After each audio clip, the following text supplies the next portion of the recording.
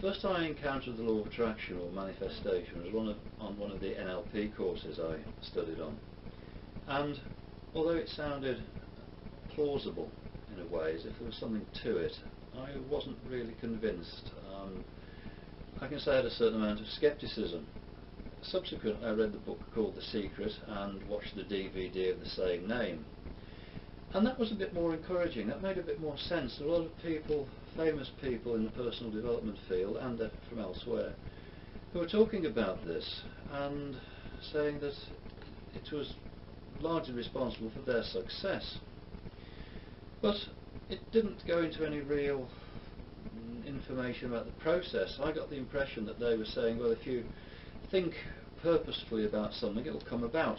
Now, I couldn't see how that was possible, to achieve whatever you want just by thinking about it. I mean, if you sit on your sofa and don't move, and you think and think and think about suddenly owning a house worth £1 million and having loads of money in the bank, and you sit and think about it, I don't believe it's going to happen.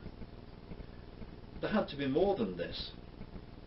And quite obviously, if you're considering tangible items, material things, you've got to take some action, unless you're very, very lucky. But I don't think that came across very well.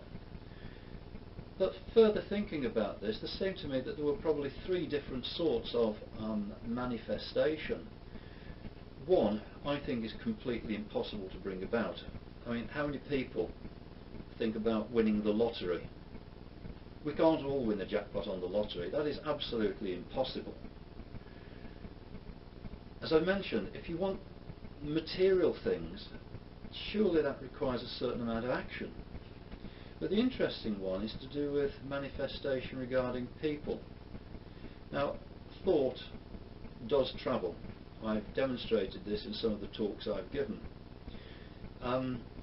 With people, it really does seem to be a case of intense focus and absolute belief to the point of knowledge of what you want to achieve. I've had success with this in various ways, so I know that it works. One of the subheads to this course is how I became a believer from being a skeptic, in other words. But how do you actually bring this about? You have to take time over some of these things. We all like things to happen right now. We don't like waiting for things, but you have to be prepared to put the time in, sometimes a long time. Yes, it is more than just thinking. It is about a state of mind. You have to have absolute focus to the point of being all engrossed in it, particularly initially, to set the stage, as it were, and then it is much more easy to get back into that state to keep your focus. And focus, again, is very important. When I mention time, you have to do this several times. Do it when you think. You have to live it. It is a case of taking massive action.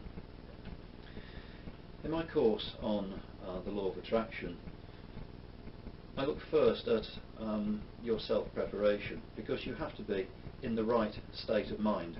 I keep mentioning state of mind. It is very important. You have to suspend disbelief. Alright, how do you do it? I'll show you how to do it. I will also show you how the different words you might use can help you or very easily hinder you. I will show you how to change your beliefs and how to get into that right state of mind. I will then go through different processes regarding manifestation, the law of attraction, to do with wanting, for instance. You have to decide what you want. Wanting is very important. But you have to give up the wanting. Now, this seemed peculiar to me when I heard this for the first time. I thought, well, if I just stop wanting it, surely I don't want it. I give up wanting it. Well, yes, that's partly right, but not in the way that I thought. You have to give up the wanting. You have to imagine that you've actually got it.